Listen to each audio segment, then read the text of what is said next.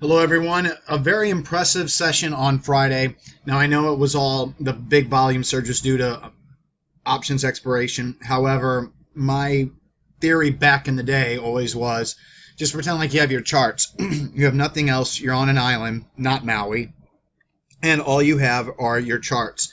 Would you consider today a very good day overall for the market? Absolutely, I would. The Russell 2000 breaking out to new short-term highs above the March previous resistance level, up 0.95%. The Dow Jones Transportation Average up 1.45%, new 2016 highs. This index continues to lead off the lows. Excellent, excellent, excellent price pattern right now. A little too bullish, though. It looks like we definitely need to pull back because if you look at the NASDAQ and you look at the NASDAQ 100, you can see that the NASDAQ 100 was only up 0.24% today. And the Dow Jones Industrial Average, you can see I got a surging green bop. And like I said, that normally indicates that the market wants to pull back. Back here, the Russell 2000 got it. And like I said, normally it's indicative of a pullback. But man, that was a very shallow pullback, so that tells me that the market's very strong. And just to let you know, there's right-sided charts everywhere. Tonight in the new this weekend in the new positions page, you will notice that there's only bolded stocks in the up-to-date longs. That's because this was the greatest list of longs that I've ever written down in my personal trading diary. Easily since 2013, and I'm not sure if it was even this big. And don't forget, we're in the month of March, so we're making this kind of price move in the month of March. Like I said, I've been complaining that we haven't had any accumulation at all. We got some on Friday. I know it wasn't a true, oh my goodness, there's no reason for that volume surge, so somebody must have been accumulating stocks. But overall, excellent price action. I'm not going to argue about it. And I mean, remember we were just long SPKE, and you can see here with like its volume surge here. I'm going to go through a lot of different stocks. TEDU, this is TEDU. This is a CanSlim quality stock, pocket pivot point signal. If it would have closed more near the high of the day, I would have gone long this name, but as it is, especially if it would have closed above 1127, wouldn't have been a huge position, but as it is, I'm not quite sure of the pattern due to the weaker close, but it's one of the best stocks that I'm actually passing on this evening. But other stocks like KEG, a more speculative name, very, very nice move. FPRX off the 50-day moving average. That's a very, very nice move also. I'm going to probably regret not taking it, but there's just so many long signals. I mean, I still might. This stock used to be a perfect speculator name. So, in fact, I might be changing my mind right now as I look at it. I'm thinking that I'm going to go ahead and do 1% into FPRX. It was in my price volume BOP scan. The reason why I'm passing on it initially is because I would have liked to, like it closed at 35.08. I wanted to buy above 35.58, but the more I think about it, 5% is up a lot today. This is kind of a volatile name, so it seems like this is probably going to be a lower risk. Back-to-back pocket pivot point signals increase in BOP. So as I scan tonight, or as I do this video, actually, this will go ahead and be a new speculative long position. My bad. FPRX. I'm going to go ahead and do it. And then, like I said, KEG, CCRC, a Chinese name, right off the 50-day moving average, closing higher than where it opened. Very, very, very coiled, so keep an eye on that one. DLA was too thin for me, but I liked what I saw there. RNF off the lows. You can see the recent accumulation. BEAT right off the 200-day moving average. Just the pattern's a little too loose for me to take this signal. I need to see the 50 and 200 probably touching. And then there's WB. That's a nice little breakout. More V-shaped cup, V-shaped handle, so not that into it. But heck, it's actually making a big V-shaped cup pattern. If it makes a real handle here, I might be very interested in it. And then HNNA. HNNA actually has a 99 EPS rating and a 91 relative strength rating. It's way too thin for my interest right now, but if the base was longer, the 5200-day was more coiled, maybe I would be interested in it. But the point is that we're seeing a lot of nice moves. WSFS flagged it on Thursday, passed on it. Whoops, up big on Friday, 3.20%. Another bank stock that's working. MPWR right off its 50-day moving average with the pocket pivot point signal.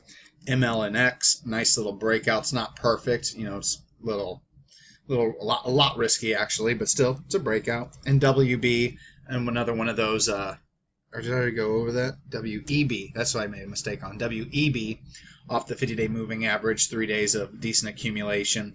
3 days of pocket pivot point signals. So there's some good moves out there, and there's a lot more. But I'm starting to get charts everywhere. You know, NVIDIA, toll off the lows. I'm just going to randomly just go through stuff. UNH, I guess, hitting new highs. What's RWT look like? Look at the accumulation on that one. AMED off the 50. I'm just randomly looking at names in the list.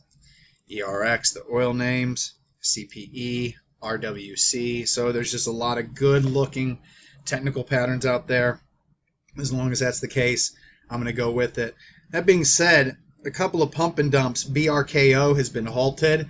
That thing topped perfectly. No shares for me to short. And XLIT, because of the recent bullish action the past 3 days, go take a look at what that has happened to that stock. That stock, finally, the pump and dump has crashed. 50% haircut.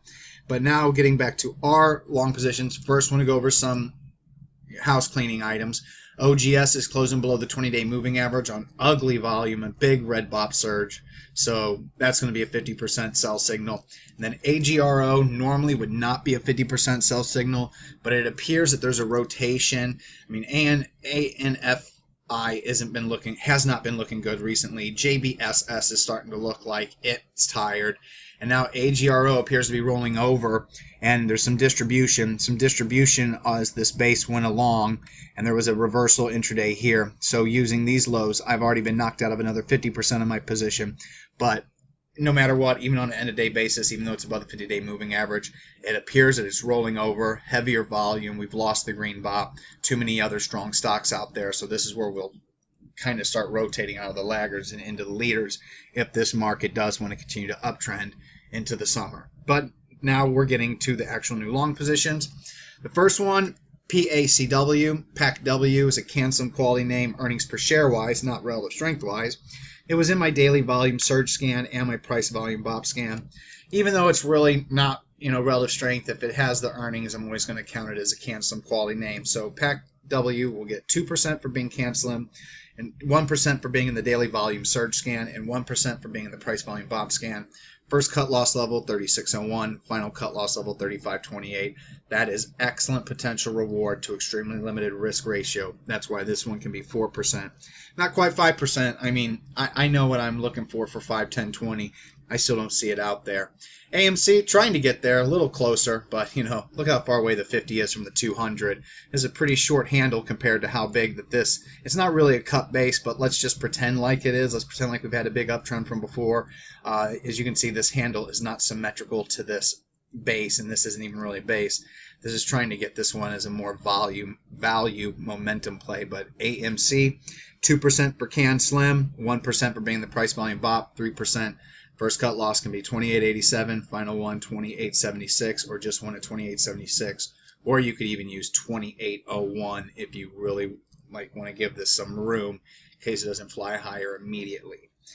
And then the other new long is USCR. This is one of the higher quality ones. This is a perfect speculator name and a Can Slim quality name, but it's kind of risky. First cut loss level is going to be 55.41. Next one's going to be 53.55. I would like to not have seen this red candle in here at all.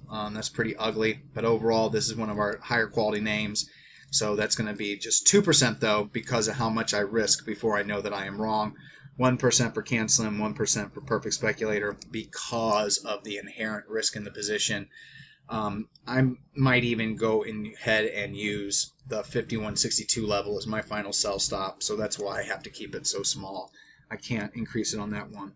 And then we got an add signal, an NADL, which I will treat as a buyback signal because even though it was not a sell signal partially on an end-of-day basis, my first sell stop was below 308, so the very initial day of a purchase, it immediately hit half my sell stop.